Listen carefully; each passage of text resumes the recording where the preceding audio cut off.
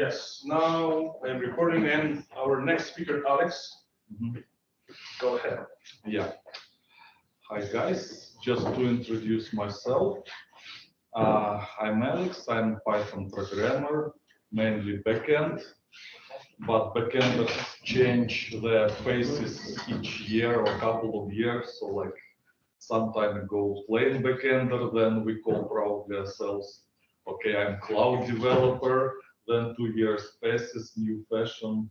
We are data engineers.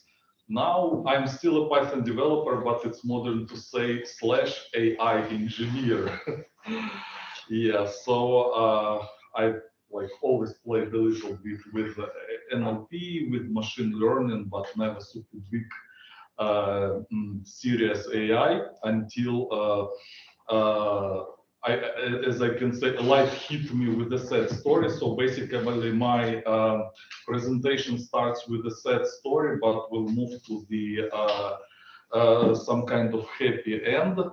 I'm from Ukraine, and I had a brother who was 12 years older than me, and he gave his life defending Ukraine in 2022 as a military at the south. And he played chess a lot, and like probably it was a family tradition.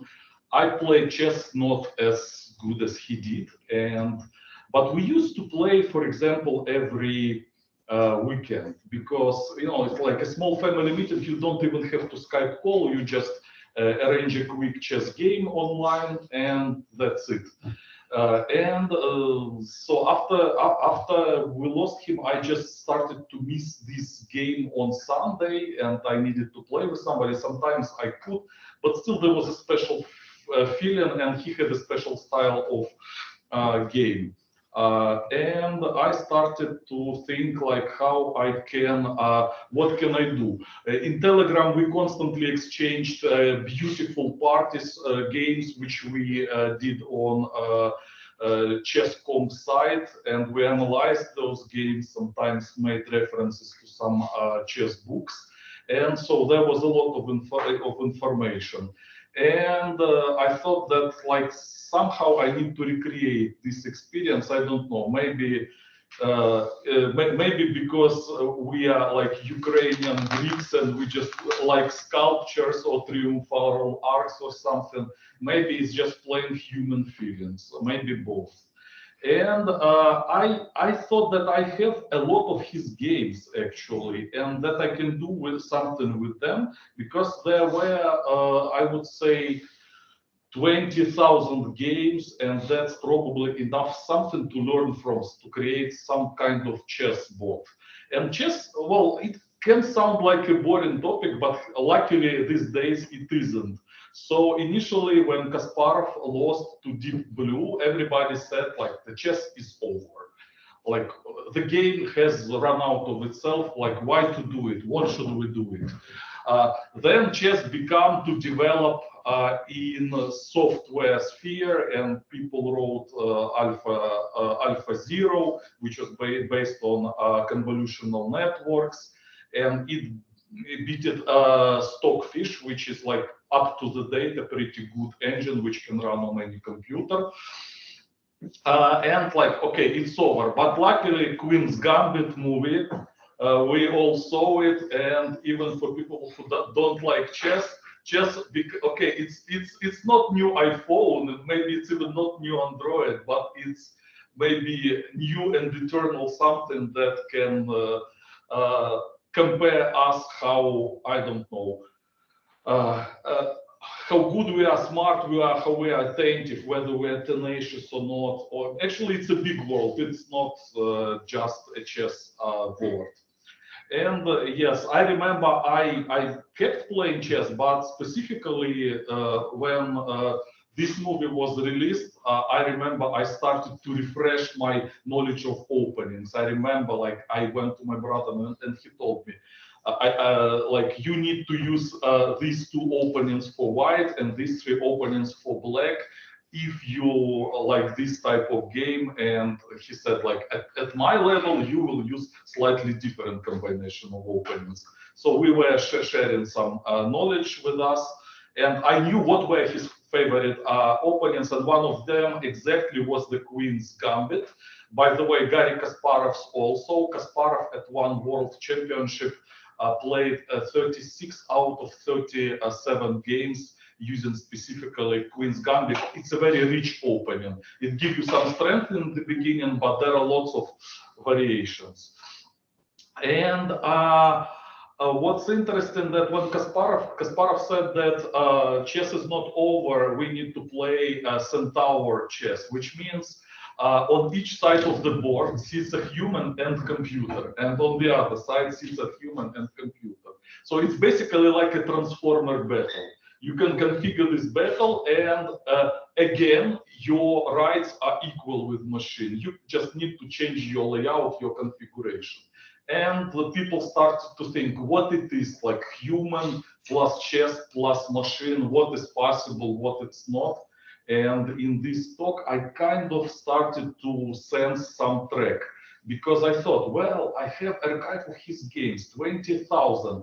I can write a bot that just randomly goes from make a move from his archive, and I respond to it. But since his archive is pretty big, I can make almost like 8 to 10 moves, and this will be that chessboard. And initially I thought, and then the engine will take over. Then I will just use Stockfish, standard chess engine, which accepts position and gives you a range of possible moves.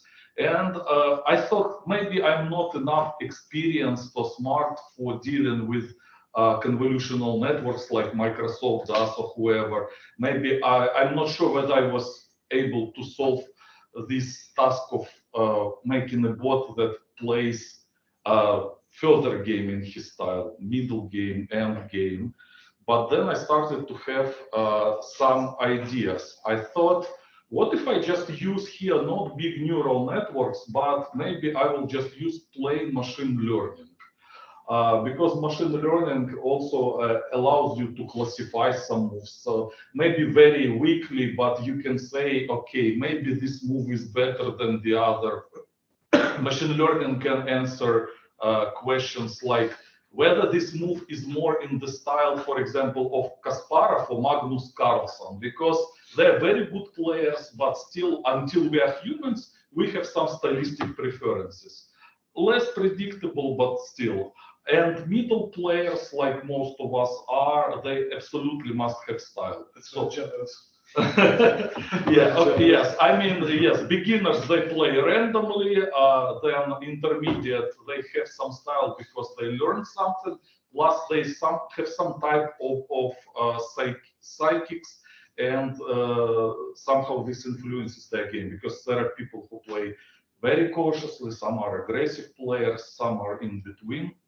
So I thought, okay, we need to use some machine learning against this archive of games. Next. But it will create, it's actually a picture from Bokeshka Notch.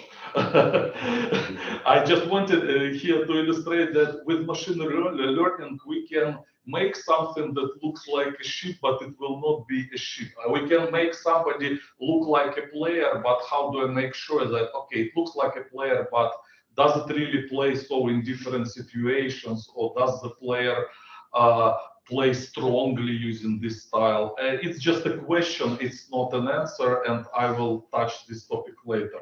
What's the relation between style of player and the power of player, I mean, his real level?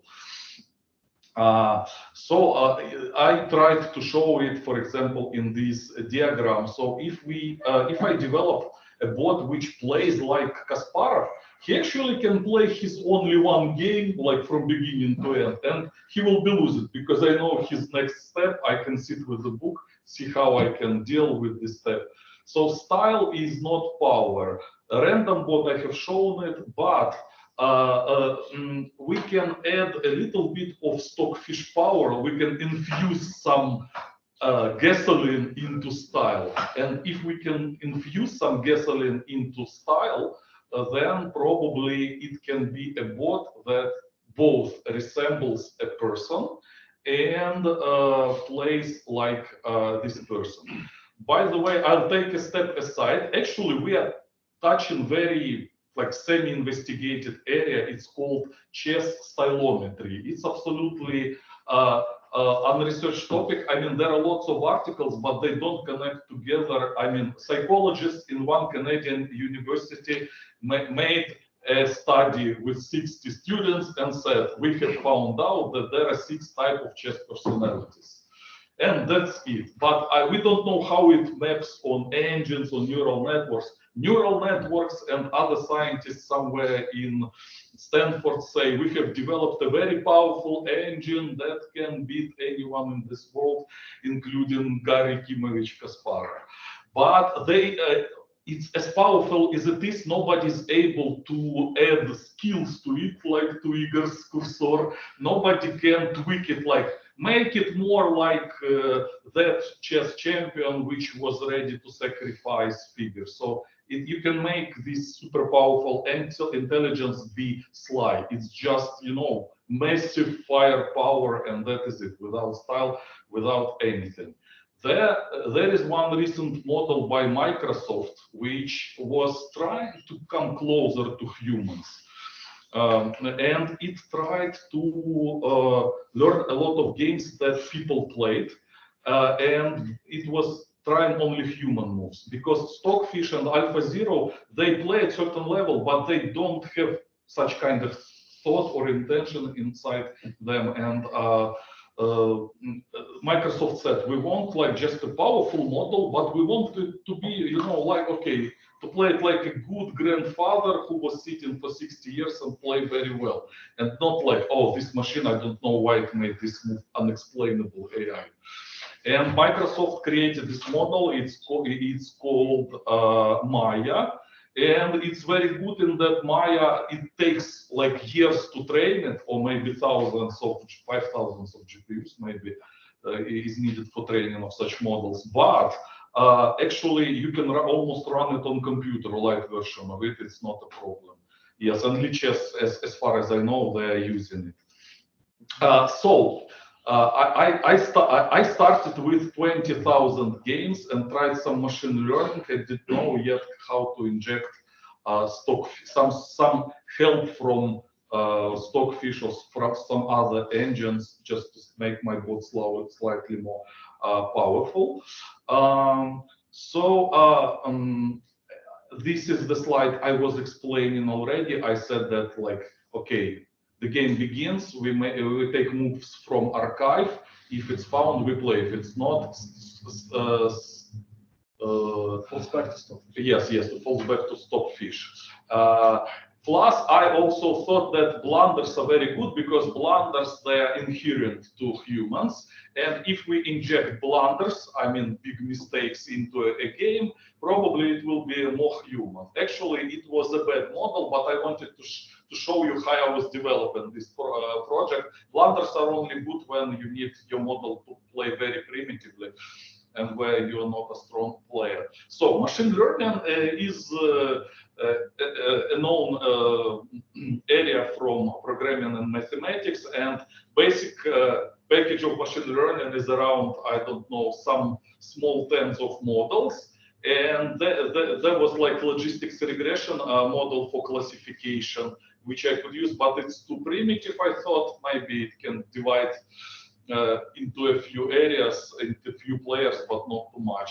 Decision tree was slightly better, and for those who know, it's gradient boosting. In 2 words, it's non-linear model, and it can deal with, for example, if for some reason I would find out that there are 30 types of personalities and we need somehow to distinguish between them, and these personalities each likes its own game, and sometimes they overlap. So gradient boosting is first complex model which could work, I thought, and actually it worked. And it's a quick model. So if you run it to get the next move, I mean, it's milliseconds, literally, to get your reply. But as always in machine learning, it takes much more time to train them.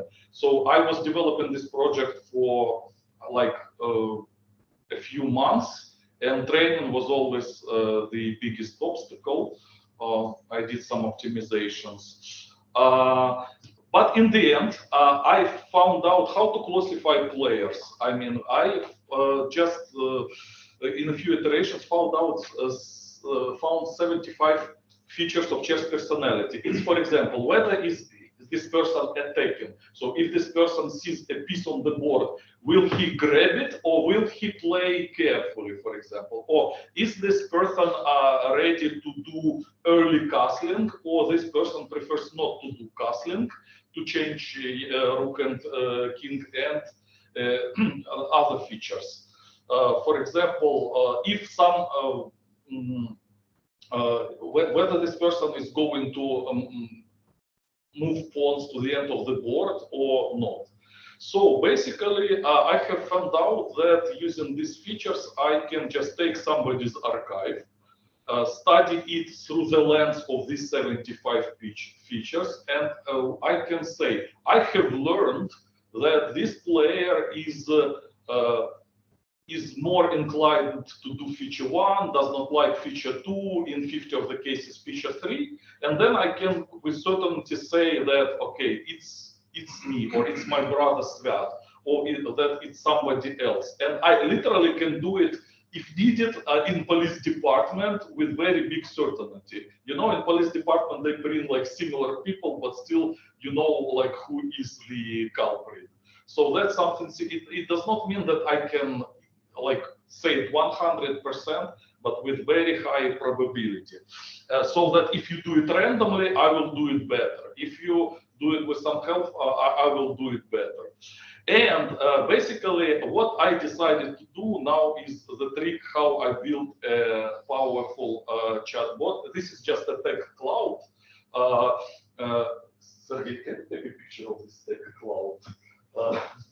This is a tech cloud of features that will be used in determining the style of the person.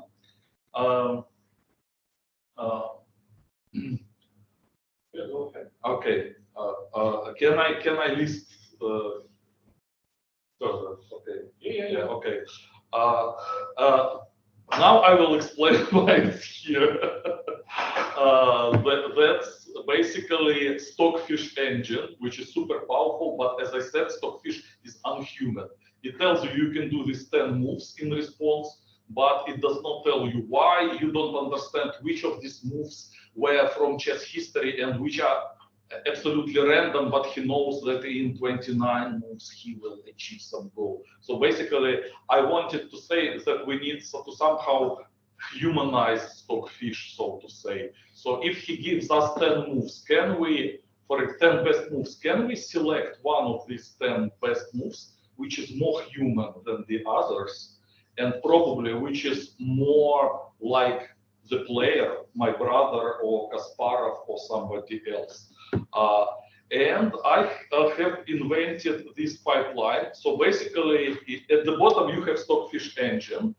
It's given a position, E2, E4. And what can you reply? You have, it gives you roughly 30 moves.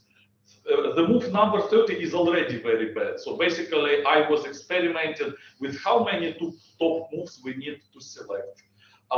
My finding was that probably top 5, top 7 moves, and out of them, I run a classifier. Which of them is more like Svyat, more like Svyat's archive of game of my brothers, and it can say so that the closest one was, for example, not maybe the best one, but next to the best.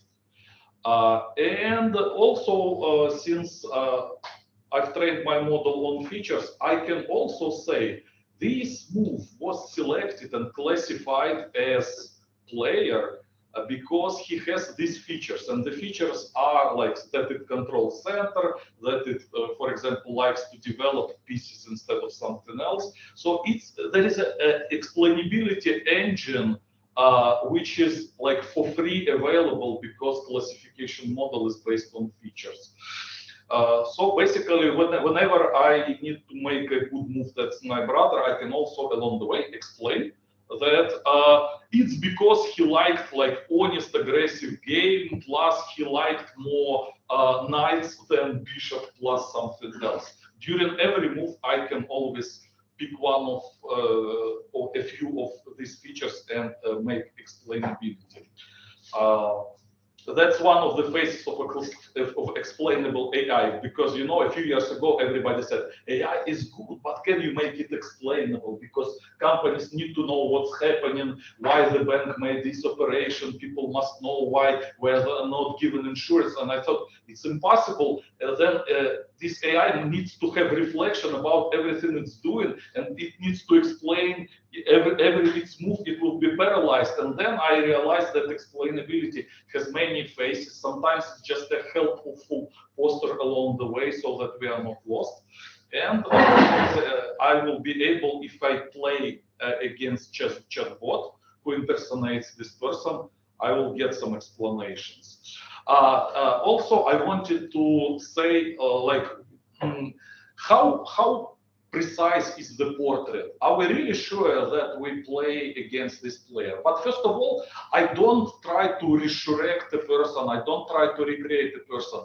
I think sufficient similarity is enough. And the metaphor of portrait is probably the most suitable here. For example, somebody can play totally unlike him. That's like the lowest level. Then I can say, okay, it's not that it's not him, but it's something in between. I'm not sure. So okay, we can exclude 50. So it's maybe 50% him. But then, like, there is character. That's something I'm trying to achieve. So in character, in photo robots, you can see that, okay, at least we know that it's person of this age, like with massive jaw, for example, or with a strong nose, and so that you can identify a character. I think when we are watching the masterpieces of famous world portraitists somewhere in galleries, there are some pictures which show like how he trained to create this picture. So these first versions, it's called, I think, artist research. And I believe that character explorations, when we already recognize the final masterpiece, it's that phase 3, something I'm aiming at with my features. And my mistakes here would be still that some features probably are disproportional. I need to run much more trainings, but at least I have identified these features, and I can distinguish the players one from another. This is just an illustration that every person has this features portrait, and features have their name and percentage, and some features are more important than the other. Some are maybe can be met only in the end game, some in the middle game, some are like capture decisions, like if the person is really a good aggressive player, it can be not the most important, but play very active part in other games. Then I continued to build the pipeline because machine learning process needs to be as refined as chemical process on this picture, and I went through a few iterations perfecting my chatbot, because I also generated it with a big part of it with Claude, and sometimes it would make mistakes or wrong assumptions. For example, he said like, I'm okay with 200 games, then you see it's training very bad. You say, try to train yourself with 500 games, whether the classifier will be better. It says, okay, it's better, but only 5%. I says, well, 5% is still not bad. So I added some parts to training process. And there is one important thing that I added, for example. Actually, I noticed I'm actually not a very good player, and this bot seemed pretty strong to me. But when I started local bot arena, I really launched a lot of bot that impersonated player and player playing against stockfish of middle level.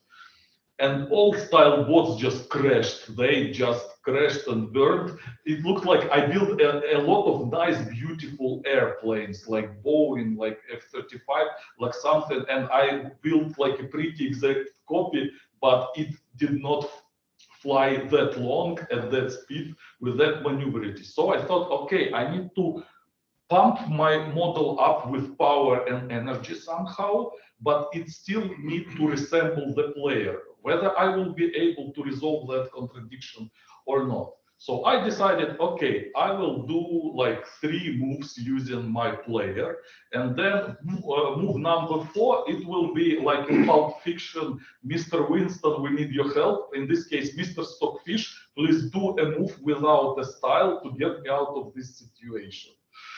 And this was like almost good. Actually, this was like a good idea, and a variation of this idea exists in this picture. It's only I did not know how many moves can I do with style, how many moves I can do without style. Luckily for me, even if you do, for example, 3 moves in style and 2 moves to give more power to the game, it creates a pretty stable game. And I was very happy because if I speak in terms of game theory, I would say that it's called Nash balance. Nash equilibrium. Nash equilibrium. So yes, Nash equilibrium is somehow achievable here. I also found out very important thing. It's that I don't just have to do 3 moves in the style of a player whom I imitated. I can do maybe 10 moves. In what situations? I can do in situations when the situation is not too dangerous. And actually, chess has sharp situations not on every move. So I would say that maybe in 50% of situations, sometimes even more, we can allow to choose from a few equal moves, unless it's checkmate or something, and we don't need to inject too much stockfish, and we shall be looking like a person. Plus, I added one cool feature. I never saw it in machine learning courses, but here it came up naturally. It's called look back feature. Look back feature is looking not into what the situation is on the board, but also 1, 2, or 3 steps back. I cannot see all the board. Imagine I'm driving a car. I have a rear view mirror, retrovisor. For me, it's enough to see whether there is light or not, whether there is car or not. So I need very general idea of what was behind my shoulders. And here, for me, it's enough like to know whether I was playing the last move on the right half of the board or the left half. And if I played on the right, I'll continue to play on the right. This will create an idea that my game has some plan, my game has some thought. And if I can do this choice not at the expense of the game, then why not? So basically, I've kind of invented a sort of inertia in decisions. Like, okay, I'll keep going here. Of the Chemotako. Some results. Initially, I was very much inspired that I reached super high 70-something accuracy with style prediction model. But actually, this accuracy is not reflecting the game power. It's only reflecting whether we can imitate style and play in this style. Overall, if people play randomly, I think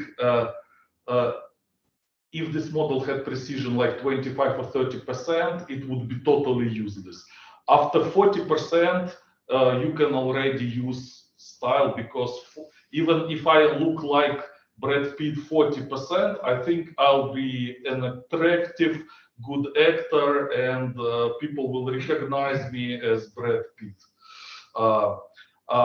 So some things I was fighting during developing this chatbot, blood, sweat, and tears. It's that one of them is data leakage. I trained everything together, and machine learning says you should train models on different isolated data sets to make sure that the experiments are okay. The training speed was awful.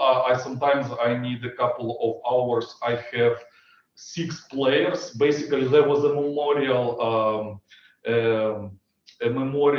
game in Lviv dedicated to Ukrainians who were chess players and died during this war, and there were more people. I found some archive games, some of them, and also was able to test my idea on the games. And the training process was taking a lot of time, but then I started to find simplification. I will not plunge into much details, but some simplifications are just like, you need to cache information. If I've calculated the value of some position, I better save it to the database, so next player, if he ever played it, can somehow reuse it. It's called feature stores in machine learning. Some tools I was using for this project, I used Python and Fast API. For machine learning, I used scikit-learn standard package. I used a non-standard database called LMDB. It's something like Redis. It's a key value store where you can store, like, for example, a position that my player was introduced and a move that he replied to it. So I used all of this for machine learning. And of course, I use Stockfish. Stockfish, you can download it. It's just a separate executable file available for Mac, available for Linux and other platforms. And I simply run Stockfish, give it a position, and then use style model to pick something from it. So now I wanted to show a live demo. Let me escape and try to show it to you. So basically, I thought it's just bot, but also I immediately saw some value to create a kind of memorial platform. It's a separate topic, like how we deal with memorial platforms, because it also includes the topic of ethical AI. So this is the memorial platform that has some bots of some chess players to whom was dedicated that Memorial Day in Lviv. And here is a profile of my brother. And in addition to playing with him, I also created some bio page, so to say. I will watch it later. Now let me, hopefully my Docker has not fallen asleep, and we have see some screen. Initially, when Stockfish helps, it's hard to play against him. So I decided that each player still can be divided in 3 levels. And at first level, I still inject some blunders, some errors to start the game.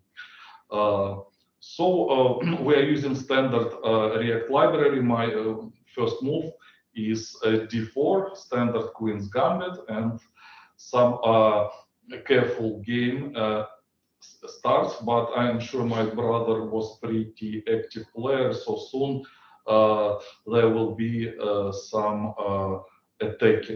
And here you can see he is attacking already. And I also ingested some his quotes, because we had a big Telegram archive of conversations about chess. So I think a part of commemoration platform is not necessarily some powerful, stylish chess engine. It's maybe some explanations, some of those little subtle hints about this person. I wanted to show you one feature which I don't yet see. Probably it was in previous version, but under the user's avatar, under his quotes, during each move here, you should be seeing features which explain why he did such a move.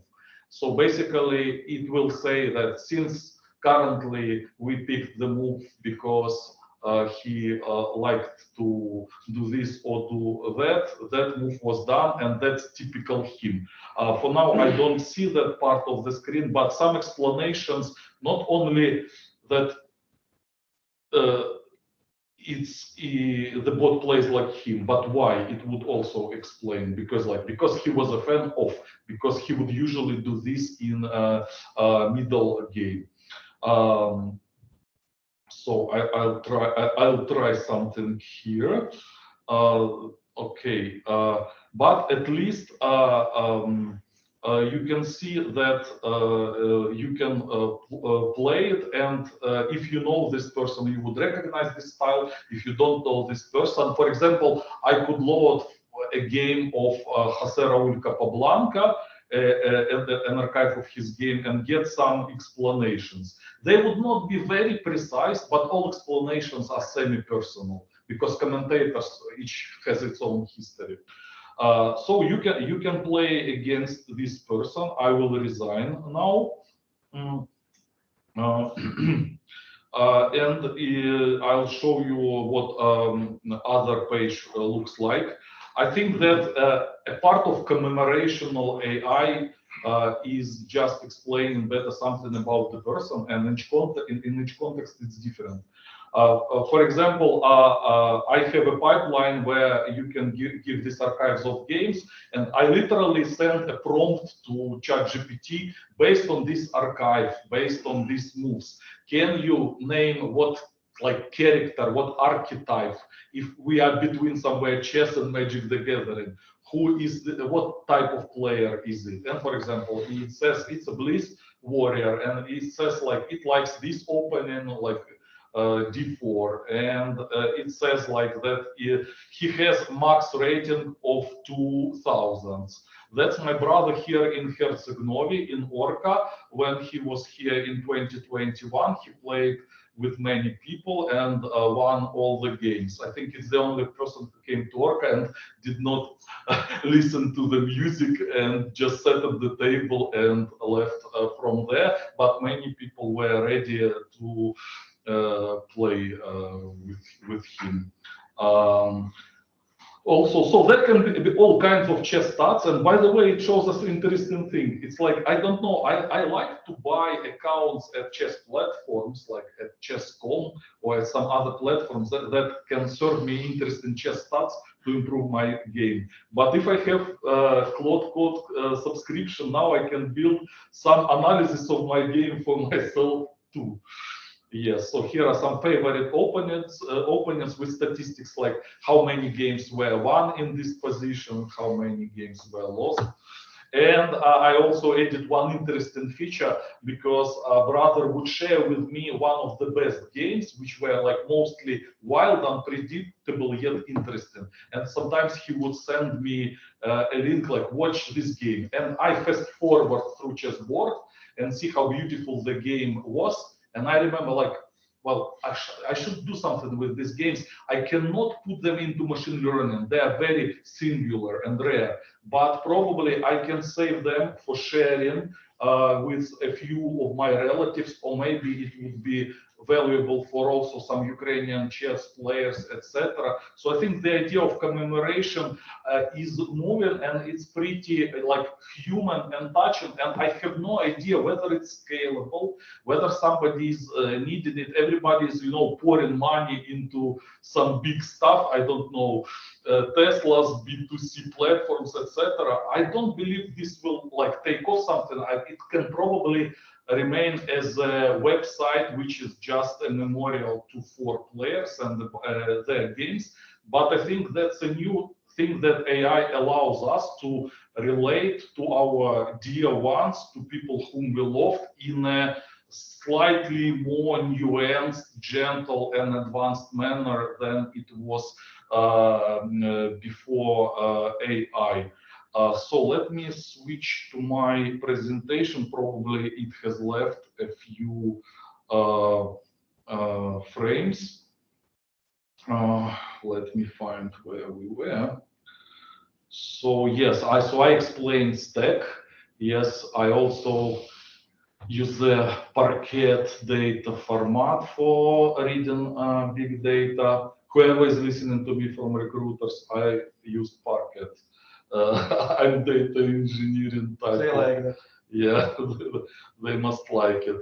I also explained in the beginning, yes, that MyHS is a great engine which plays like a human. I believe Microsoft developed it, but you cannot inject into MyHS nothing. That I tried to find similar solutions, and I believe my engineering and idea still holds. I did not find that somebody else was doing something like this. I see some big universities are trying to go into super big picture. Like people think like, let's think what is game telemetry outside of chess, outside of Go. Let's think about StarCraft. Let's think about Fortnite and everything. And they're trying to write big articles about it, and they write that it's a very complex topic. We must put neurosensors on our heads, and so that we can like see what is the character of person and not guess it. But I think it's a super big endeavor, and sometimes it's good to start with small things, especially if we don't have to spend so many GPUs to reach a sensible, meaningful results for this modest topic, restoration of game and personality. I think that's it. If somebody wants to talk to me about like maybe wider details about stilometry and AI, about like if you would like to do something in it, I just can share my thoughts later. I've read a number of articles, some cutting edge research. I think there are some still opportunities to find something in there. The topic is big, and I think yes, that's it. That's the end. Thank you.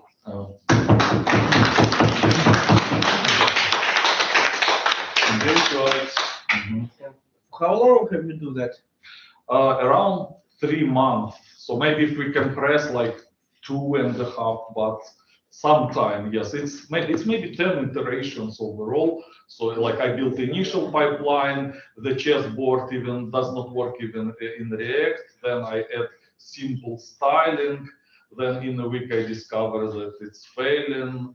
The training time is still long. I try to optimize it.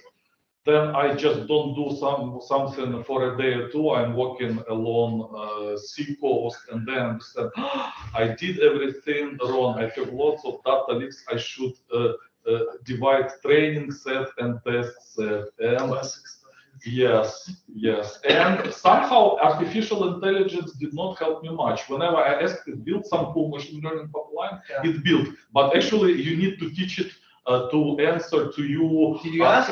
Did you ask? I asked him like, let's do it high quality. He did, but still, you need to give it slightly better instructions. Like you are a paranoid person who has learned not only Boolean logic but some polynomial logic, and something does not add up in this conversation in this project. What would it be?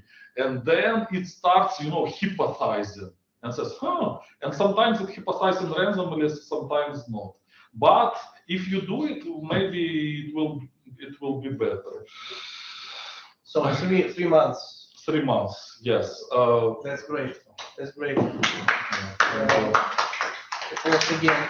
Okay. How now? Let me disconnect. It looks like a very great portfolio. Yeah.